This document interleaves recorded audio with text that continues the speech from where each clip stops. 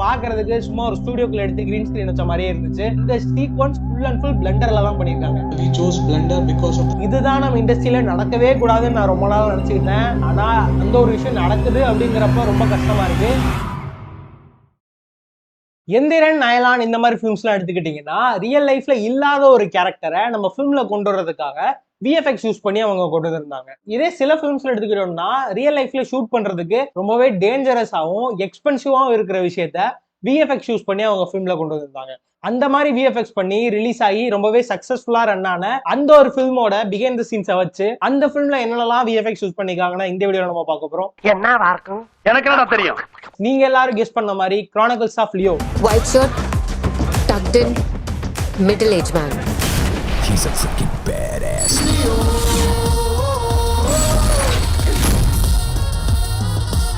Guys, இந்த வீடியோக்குள்ள போறதுக்கு முன்னாடி ஒரு விஷயம் சொல்லிடுறேன். இந்த வீடியோ ஷூட் பண்றதுக்கு கொஞ்சம் டிலே ஆயிடுச்சு. எந்த அளவுக்கு டிலேனா ஒரு 20 days ஆயிடுச்சு. கொஞ்சம் ப்ராஜெக்ட் விஷயமா இங்க அங்கன்னு டிராவல் பண்றதுனால என்னால ப்ராப்பரா உட்காந்து இந்த வீடியோ பண்ண முடியல. ஸோ எனிவேஸ் கைஸ், லியோல விஎஃப்எக்ஸ் இன்டென்ஸா இருக்கிற சீக்வன்ஸ்னு பாத்தீங்கன்னா மொத்தம் 3 சீக்வன்ஸ். ஃபர்ஸ்ட் அந்த ஹைனா சீக்வன்ஸ், செகண்ட் அந்த கார் சேசிங், தேர்ட் வந்து ஒரு லைவ் காம்போசிட்டிங் சீன் இருக்கு. அந்த லைவ் காம்போசிட்டிங் எந்த சீன் நீங்க தெரிஞ்சுக்கணும்னு நினைச்சீங்கன்னா வீடியோ ஃபுல்லா பாருங்க, அப்போதான் என்னன்னு சொல்லுவேன். லியோல இந்த 3 சீக்வன்ஸ் மட்டும் தான் விஎஃப்எக்ஸ் கேட்டீங்கன்னா இதை தாண்டி நிறைய இன்விசிபிள் விஎஃப்எக்ஸும் இருக்கும். எதனால இந்த 3 மட்டும் நான் பர்டிகுலரா சூஸ் பண்ணிருக்கேன்னா, இந்த 3 சீக்வன்ஸ் தான் விஎஃப்எக்ஸ் இன்டென்ஸா இருக்கிற சீக்வன்ஸ். மத்த எல்லாமே ரிப்பீட்டடா நம்ம எல்லா ஃபிலிம்ஸ்லயும் பாக்குறது தான். ஸோ அவங்க ஸ்டார்ட் பண்ணலாம். ஸ்டார்டிங் எடுத்தோடனே விஜய் சார் இந்த ஹைனா கூட இருக்க மாதிரி தான் வருது. இந்த ஹைனா சீக்வன்ஸ் அவங்க எப்படி பண்ணாங்கன்னு ஏற்கனவே ஒரு டீடைல் டெக்னிக்கல் பிரேக் டவுன் நம்ம சேனல்ல இருக்கு. சப்போஸ் நீங்க இதை இன்னும் பார்க்காம இருந்தீங்கன்னா மேல கார்டுல கொடுக்குறேன், ஸோ செக் பண்ணி பாருங்க. லாஸ்ட் வீடியோல நீங்க கேட்டிருந்த மாதிரி இந்த சேஸ் சீன்ல இருந்தே ஆரம்பிச்சிடலாம்.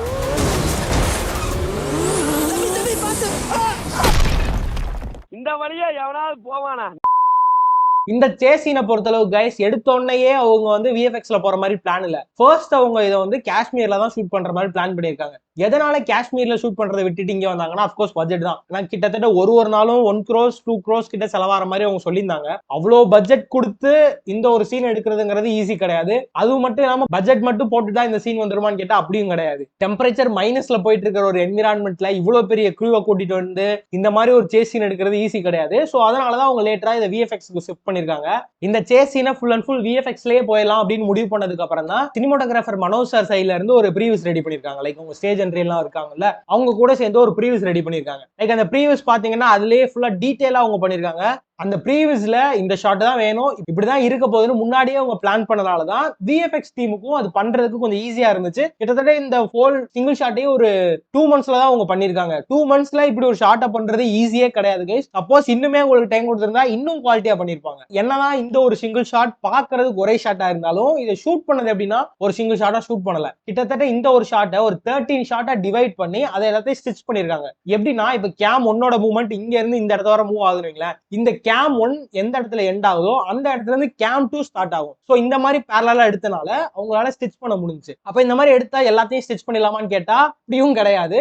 இது மோக்கபாட் யூஸ் பண்ணி கேமராவோட மூவ்மெண்ட்டை ஃபுல் பிளான்டா ப்ரோக்ராம் பண்ணி பண்ணனாலதான் இந்த கேமராவோட மூவ்மெண்ட்டும் அந்த கேமராவோட மூவ்மெண்ட்டும் கொஞ்சம் ஈஸியா பிளெண்ட் ஆச்சு. நம்ம ஹேண்ட் ஹெல்டா எடுத்தோம்னா இப்படி ஒரு ஷாட்டை மேட்ச் பண்றதுங்கிறது அவ்வளவு ஈஸி கிடையாது, ரொம்ப கஷ்டமா இருக்கும். சோ இது மோக்கபாட் வச்சு பண்ணனாலதான் கொஞ்சம் ஈஸியா இருக்கு. கைஸ், இந்த இடத்துல கீழே உட்காந்துருக்காங்க பாத்தீங்களா, எதுக்காக இந்த மாதிரி உட்காந்துருக்காங்கன்னா இப்ப சப்போஸ் நம்மளே ஒரு பைக் ஓட்டுறோம், பைக்ல போறப்ப எவ்வளவு காத்து அடிக்கும் நம்மளுக்கே தெரியும், ஹேர்லாம் பறக்கும், நம்மளோட ட்ரெஸ் எல்லாமே பறக்கும். சோ அதை இவங்க அந்த ஸ்டுடியோக்குள்ள ரீக்ரியேட் பண்றதுக்காக தான் இந்த மாதிரி ப்ளோயர் வச்சுட்டு உட்காந்துருக்காங்க. இந்த மாதிரி பண்ணாம விட்டு என்ன ஆகும்னா, நீங்க கோட்லயே இதை பார்த்திருப்பீங்கன்னு நினைக்கிறேன். கோட்ல பாராசூட்ல இருந்து விஜய் சார் இறங்குவார் பாத்தீங்களா, அந்த ஒரு சீன்ல இந்த மாதிரி விண்ட் ப்ளோ பண்ணாதனாலதான் அது பாக்குறதுக்கு சும்மா ஒரு ஸ்டுடியோக்குள்ள எடுத்து கிரீன் ஸ்கிரீன் வச்ச மாதிரியே இருந்துச்சு. யாரோட எந்த ஒரு இன்டராக்ஷனுமே அவரோட பாடியில இல்ல. சோ அதனாலதான் அது பிளைனா இருந்துச்சு. அந்த மாதிரி விஷயத்தை தவிர்க்கிறதுக்காக தான் இந்த மாதிரி விண்ட் ப்ளோயர் வச்சிருக்காங்க. சோ இந்த ஷூட் எல்லாம் முடிச்சிருக்காங்க. கிட்டத்தட்ட 1 dayலயே இந்த ஃபுல் ஷூட்டையும் முடிச்சிருக்காங்க.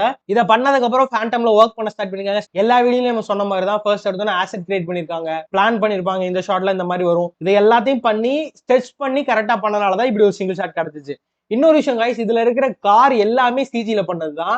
மேக்ஸிமம் ஒரு 10 to 20% மேபி சில கார்ஸ் வந்து ரியல் கார்ஸ் இவங்க வச்சிருக்கலாம். லைக் எப்படி சொன்னா, இப்போ ஒரு வெஹிக்கிள் இருந்தா அந்த வெஹிக்கிள் ஃபுல் அண்ட் ஃபுல் ரியலா இருக்காது, ஃபுல் அண்ட் ஃபுல் சிஜியாவும் இருக்காது. ஒரு 70% சிஜி வெஹிக்கிள் வச்சுட்டு ஒரு 30% ரியல் வெஹிக்கிள்ஸையும் சேர்த்து வச்சிருக்காங்க. எதனாலனா இந்த கேமராவோட மூவ்மெண்ட்ஸ் தான் சில ஷாட்ல நீங்க பாத்திருப்பீங்க. ஸோ இந்த ஷாட்ல பாத்தீங்களா, கேமரா வந்து காருக்குள்ள போய் இப்படி வருது. ஸோ இந்த ஷாட்ல ரியலா ஷூட் பண்ணி அதை சிஜில ரீக்ரியேட் பண்ணி மேட்ச் பண்ணிருக்காங்க கைஸ். இன்னொரு முக்கியமான விஷயம் என்னன்னா, இந்த சீக்வன்ஸ் ஃபுல் அண்ட் ஃபுல் பிளெண்டர்ல தான் பண்ணிருக்காங்க. புதுசா ஸ்டார்ட் பண்றவங்களுக்கு ஒன்றும் தெரியாது. இப்ப இண்டஸ்ட்ரியில நீங்க ரொம்ப வருஷம் இருக்கீங்கன்னா பிளெண்டரை உங்களால அக்செப்ட் பண்ணிக்கிறது கொஞ்சம் கஷ்டமா தான் இருக்கும். இந்த சீக்வன்ஸ் பாத்தீங்கன்னா ஃபுல் அண்ட் ஃபுல் பிளெண்டர்ல தான் பண்ணிருக்காங்க. எவ்வளவு நல்லா வந்திருக்கு நீங்களே பார்க்கலாம். எதனால அவங்க பிளெண்டர் சூஸ் பண்ணாங்கன்னா, We chose Blender because of the scattering system and the speed with which we can create environment. There are, because Blender is open source, it has a lot of add-ons available. You can buy for a very cheap cost and you can use it commercially. பிளெண்டர்ல இருக்க cycles use பண்ணி தான் இதை full and full அவங்க ரெண்டரும் பண்ணிருக்காங்க. Leo release ஆயிருந்த டைம்ல நிறைய பேர் இந்த சீனை பார்த்து கேம் மாதிரி இருக்கு பாக்குறதுக்கு, ஒரு கார்லாம் பாக்குறது கேம் மாதிரி இருக்கு, அதோட ஃபால் எதுவுமே ரியலிஸ்டிக்கா இல்ல அப்படின்னு சொல்லியிருந்தீங்க. எதனால இந்த ஒரு சீக்வன்ஸ் பாக்குறது கொஞ்சம் கேமிஷா இருக்குன்னா, ஏற்கனவே அவங்க பண்ண ஷாட்டோட டைமிங் பாத்தீங்கன்னா ஒரு 4 மினிட்ஸ் இந்த மாதிரி சிஜில பண்ணிருக்காங்க. பண்ணதை அவங்க ஸ்பீட் பண்ணிருக்காங்க. ஏன்னா ரொம்ப லென்த்தியா இந்த ஷாட் போறனால அதை ஸ்பீட் பண்ணனால இந்த காரோட ஃபால்லாம் பாத்தீங்கன்னா டக்குன்னு விழுந்து இப்படி தேய்ச்சிட்டு போற மாதிரி இருக்கும். சோ அந்த மாதிரி விஷயத்தினாலதான் உங்களுக்கு பாக்குறதுக்கு கொஞ்சம் இது கேமிஷா இருக்கும். மற்றபடி ஒண்ணும் இல்ல. இதோட சிமுலேஷன் எல்லாமே ப்ரொசீஜரலா எப்படி பண்ணுவாங்களோ அதே மாதிரிதான். ரியல் பிசிக்ஸ் எந்த மாதிரிலாம் ஃபங்க்ஷன் ஆகுமோ, இப்ப எப்படின்னா கார் இப்படி போய் எங்க முட்டுதுன்னா நம்ம ஜஸ்ட் லைக் தட் அப்படியே அனிமேட் பண்ண முடியாது. கார் இப்படிதான் போய் இதுல முட்டும், இப்படி முட்டினா இப்படிதான் இம்பாக்ட் ஆகும்னு.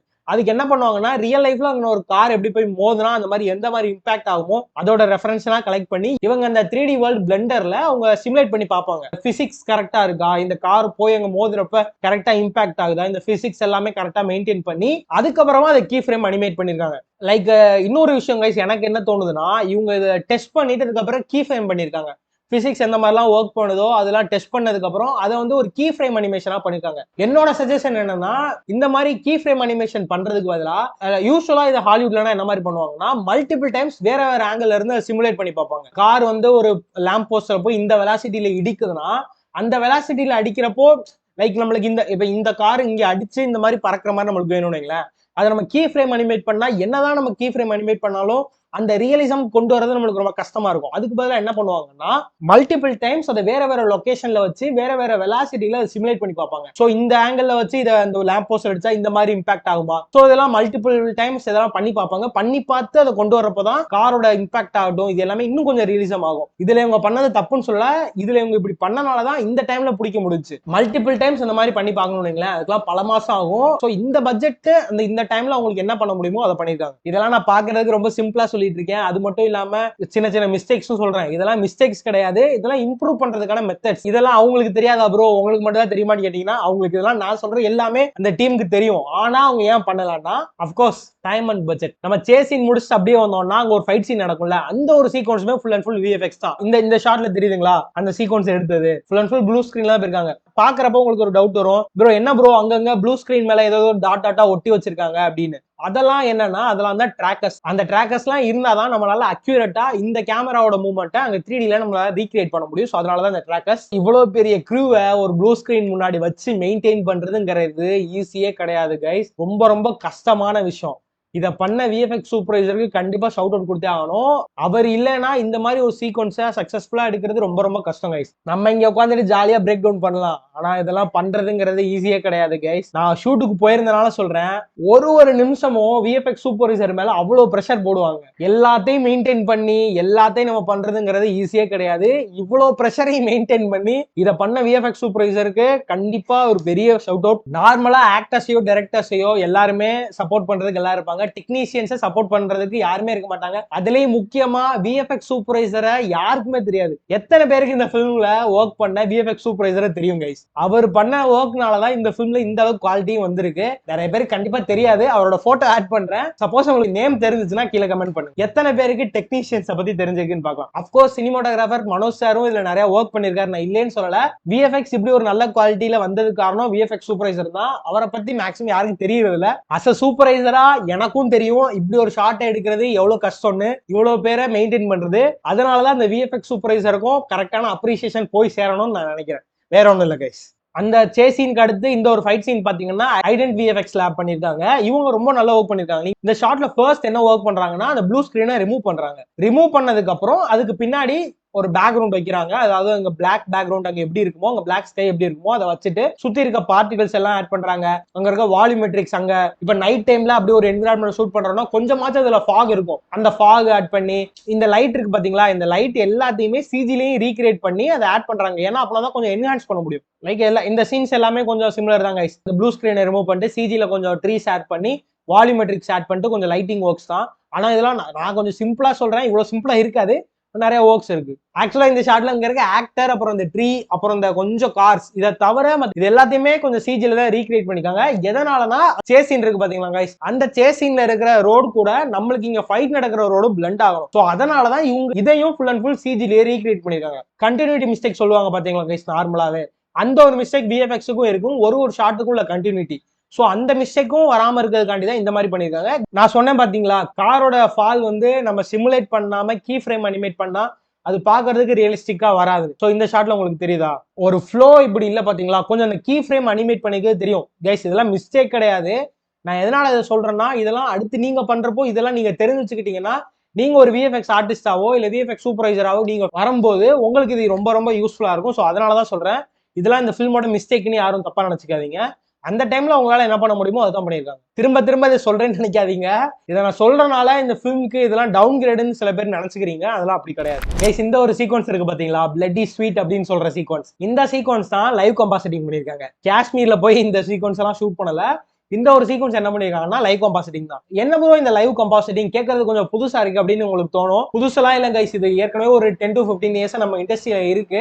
இப்ப கொஞ்சம் வருஷமா தான் நம்ம இந்தியன் இண்டஸ்ட்ரியில யூஸ் பண்றாங்க. லைக் இது என்னன்னா, இப்ப நார்மலா ஒரு ப்ளூ ஸ்கிரீனோ இல்ல கிரீன் ஸ்கிரீனோ வச்சு நம்ம ஷூட் பண்றோம்னா அங்க என்ன நடக்கும்னா, அந்த கிரீன் ஸ்கிரீன் இருக்கிற இடத்துல என்ன ஃபியூச்சர்ல வரப்போகுதுன்னு அங்க இருக்க ஆக்டருக்கும் தெரியாது, அங்க இருக்கிற டிரெக்டருக்கும் அக்யூரேட்டா அங்க என்ன இருக்க போகுதுன்னு தெரியாது. சோ அங்க என்ன இருக்க போதோ அங்க செட்லயே அதை காம் பண்ணி காட்டுறதுக்கு பேரு தான் அந்த லைவ் கம்பாசிட்டிங். இந்த லைவ் கம்பாசிட்டிங் எப்படி பண்ணுவாங்கன்னா, அன்ரியல் யூஸ் பண்ணி இப்ப பண்றாங்க. லைக் அந்த கேமரால அங்க ஷூட் பண்றாங்க பாத்தீங்களா, அதை டைரக்டா அன்ரியலுக்கு ஃபீட் பண்ணி அங்க இருந்து மானிட்டருக்கு ஃபீட் பண்ணுவாங்க. பண்றனால அங்க இருக்க ப்ரிவியூ மானிட்டர்ல ப்ளூ ஸ்கிரீனோ கிரீன் ஸ்கிரீனோ தெரியாம ஃபைனல் காம்ப்ல அந்த இடத்துல என்ன இருக்க போதோ அதை நம்மளால இங்கேயே பார்க்க முடியும். அது பேர் தான் லைவ் கம்பாசிட்டிங். இந்த லைவ் கம்பாசிட்டிங் எப்படி ஒர்க் ஆகுது இது எல்லாத்தையும் பத்தி ஃபுல் டீடைல்டா ஏற்கனவே ஒரு வீடியோ நான் சேனல்ல பண்ணியிருக்கேன். அதை நீங்க பார்க்காம இருந்தீங்கன்னாலும் செக் பண்ணி பாருங்க. இந்த வீடியோல ஃபுல் அண்ட் ஃபுல் அது எப்படி ஒர்க் ஆகுது அப்படிங்கறத நான் எக்ஸ்பிளைன் பண்ணணும்னா வீடியோட லென்த் ரொம்ப ரொம்ப அதிகமா போகும். ஏற்கனவே நான் ஒரு வீடியோ பண்ணியிருக்கேன், ஸோ அதை செக் பண்ணி பாருங்க. திரும்ப திரும்ப சொல்றதுல அது யூஸ் இல்லை, ஸோ அதனால தான் சொல்றேன். இங்க கீழே இருக்கிற மானிட்டர்ல அந்த ஷாட் வந்து அப்படியே கிரீன் ஸ்கிரீனோட அது காட்டுது, இங்க இருக்கிற ப்ரிவியூ மானிட்டர்ல அது லைவ் காம்பா ஆகி காட்டுது. இந்த மாதிரி புது புது டெக்னாலஜி அண்ட் புது புது மெத்தட்ஸை கொண்டு வந்து நம்ம யூஸ் பண்ணதான் கைஸ் நம்மளுக்கு இண்டஸ்ட்ரி வளரும். இன்னொரு முக்கியமான விஷயம் கைஸ், இதுதான் நம்ம இண்டஸ்ட்ரியில நடக்கவே கூடாதுன்னு நான் ரொம்ப நாள் நினைச்சுக்கிட்டேன். ஆனா அந்த ஒரு விஷயம் நடக்குது அப்படிங்கிறப்ப ரொம்ப கஷ்டமா இருக்கு. எக்ஸ்பெக்ட் எஃபெக்ட்ஸ் அவரோட லாஸ்ட் வீடியோல மென்ஷன் பண்ணியிருந்தாரு பாத்தீங்களா, ஸ்கிரீன் யூஸ் பண்ணி ஷூட் பண்ணதை வந்து நிறைய பேர் கிரிட்டிசைஸ் பண்ணாங்கன்னு. லைக் அதாவது விஎஃப்எக்ஸ்ல பண்றதை கிரிட்டிசைஸ் பண்ண ஆரம்பிக்கிறாங்க. இப்படி பண்ணனாலதான் ஹாலிவுட்ல பெரிய ப்ராப்ளமே போயிட்டு இருந்துச்சு. அதை பத்தியும் ஏற்கனவே வீடியோல நான் புலம்பி வச்சிருக்கேன். இந்த ப்ராப்ளம் நம்ம இண்டஸ்ட்ரிக்கும் வருது அப்படிங்கிறப்போ எனக்கு ரொம்ப கஷ்டமா இருக்கு. ஏன் ஜெனரல் ஆடியன்ஸ் இப்படி நினைக்கிறாங்கன்னு தெரியல. ஒரு விஷயத்த பிராக்டிகலா பண்ண முடிஞ்சா அதை பிராக்டிகலா தான் எல்லாரும் ஃபில்ம் பண்ணணும். ஒரு விஎஃப்எக்ஸ் சூப்பர்வைசரோட ஆசையும் அதுதான். இப்போ நான் போற ஷூட்டுக்கு என்ன சொல்லணும்னா, இதை பிராக்டிகலா பண்ண முடியுதா, அதை பிராக்டிகலா பண்ணுங்க, அப்பனா அந்த ஃபிலிம்க்கு ஒரு எசன்ஸ் கொடுக்கும். ஆனா ஒரு சில விஷயத்த பிராக்டிகலா பண்ண முடியாட்டி அதை பிராக்டிகலா பண்ண முடியாது, நம்ம விஎஃப்எக்ஸ் யூஸ் பண்ணி தான் அதை பண்ணி ஆகணும். சோ அந்த மாதிரி விஷயத்தையும் விஎஃப்எக்ஸ் யூஸ் பண்றத கிரிட்டிசைஸ் பண்ணா நம்ம இண்டஸ்ட்ரி வளரவே வளராது கைஸ். அதை நம்ம ஆடியன்ஸை குறைன்னு சொல்றதா இல்ல நம்ம என்னன்னு தெரியல கைஸ், எனக்கு இதை என்ன சொல்றதுன்னு எனக்கு தெரியல இதை பத்தி. ஆனா நம்ம ஆடியன்ஸ் மெச்சூர் ஆகணும் இந்த ஒரு விஷயத்துல. ஒரு டைம் எந்திரன் ரிலீஸ் ஆன டைம்ல விஎஃப்எக்ஸ் பிரைஸ் பண்ண ஆடியன்ஸ் போய் போக போக என்ன ஆகுதுன்னா, இதை விஎஃப்எக்ஸ்ல பண்ணீங்க, இதுல என்ன பெருசா பண்ணீங்க, அந்த மாதிரி எல்லாம் போக ஆரம்பிக்குது. இதை பத்தி எனக்கு என்ன சொல்றதுன்னே தெரியல, ரொம்ப சங்கட்டமான நிலைமையா இருக்கு. இவங்க சொல்றவங்க சொல்லிட்டு போறாங்க ப்ரோ இதுல என்ன ப்ரோ இருக்கு அப்படின்னு கேட்டீங்கன்னா, இவங்க இப்படி சொல்றதுனால நம்மளோட குவாலிட்டி குறைய போகுதுன்னா அப்படி இல்ல கைஸ். இவங்க இப்படி சொல்றதே ஒரு ப்ரொடியூசர் கிட்டயோ இல்ல அடுத்த ஒரு ஃபில்ம் மேக்கர் கிட்ட ரீச் ஆச்சுன்னா அவங்க விஎஃப்எக்ஸ் பண்றதுக்கு தயங்க ஆரம்பிப்பாங்க. ஆடியன்ஸ் விஎஃப்எக்ஸ் பண்றதை எதிர்ப்பாங்களோ இல்ல ஒரு ப்ரொடியூசர் ஆகட்டும் ஒரு 100 crores 200 crores விஎஃப்எக்ஸ்க்கு மட்டுமே அவங்க ஸ்பெண்ட் பண்ணணும் அப்படின்னு முன்னாடி வராங்கன்னா அவங்களால எப்படி பண்ண முடியும்னு நினைக்கிறீங்க? விஎஃப்எக்ஸ் பண்ணா ஆடியன்ஸ் வந்து இதை அப்போஸ் பண்ணிடுவாங்களோ அப்படிங்கிற மாதிரி எல்லாருக்குமே தாட்ஸ் வரும் கண்டிப்பா. அப்படி ஒரு தாட் வந்தனாலதான் பார்பியில கூட நீங்க பாத்துருக்கலாம், விஎஃப்எக்ஸ் பண்ண ஃபில்மையே விஎஃப்எக்ஸ் பண்ணல அப்படின்னு சொல்லிட்டு அவங்க மார்க்கெட்டிங் பண்ணிட்டு இருந்தாங்க. சோ இந்த மாதிரி ப்ராப்ளம்லாம் வரும் கைஸ். அதனாலதான் நான் உட்காந்து புலம்பிட்டு இருக்கேன். எங்கேயோ ஆரம்பிச்சு வீடியோ எங்கேயோ போகுது. சோ அவ்வளவுதான் கைஸ். லியோ என்னதான் ஸ்டோரி ரீதியா பெரிய ரீச் கொடுக்கலைனாலும் விஎஃப்எக்ஸுக்கு நம்ம தமிழ் இண்டஸ்ட்ரியில இது ரொம்ப ரொம்ப பெரிய ஃபிலிம். இந்த மாதிரி ஃபிலிம்ஸை நம்ம சப்போர்ட் பண்ணாதான் அடுத்தடுத்து ஃபிலிம்ஸ் நிறைய வரும். விஎஃப்எக்ஸை பொறுத்த அளவுக்கு விஎஃப்எக்ஸ் ரொம்ப மட்டமா இருந்தா அடிக்கலாம் கைஸ். அதை விட்டுட்டு விஎஃப்எக்ஸ் நல்லா பண்ணிருக்க ஃபிலிம்லையும் ஏன் விஎஃப்எக்ஸ் பண்ணிருக்கீங்க அப்படின்னு சொல்லிட்டு அடிக்கிறது நல்ல விஷயம் கிடையாது கைஸ். ஸோ அவ்வளோதான் கைஸ் இந்த வீடியோ. இந்த வீடியோல எல்லா விஷயத்தையும் என்னால ப்ராப்பரா எக்ஸ்பிளைன் பண்ண முடியல கைஸ். அடுத்த ஒரு ப்ராஜெக்ட் விஷயமா அடுத்து கிளம்பிட்டு இருக்கேன். ஸோ அடுத்த வீடியோ என்னால முடிஞ்ச அளவுக்கு நான் சீக்கிரமா அப்லோட் பண்ண பாக்குறேன். ஸோ ஏதாச்சும் ஒரு ஃபில்மை பத்தி நீங்க தெரிஞ்சுக்கணும்னு வச்சீங்கன்னா மறக்காம கீழே கமெண்ட் பண்ணுங்க. சேனலுக்கு புதுசா இருந்தீங்கன்னா சேனலை சப்ஸ்கிரைப் பண்ணிட்டு பாருங்க. அடுத்த வீடியோல பார்க்கலாம். பை.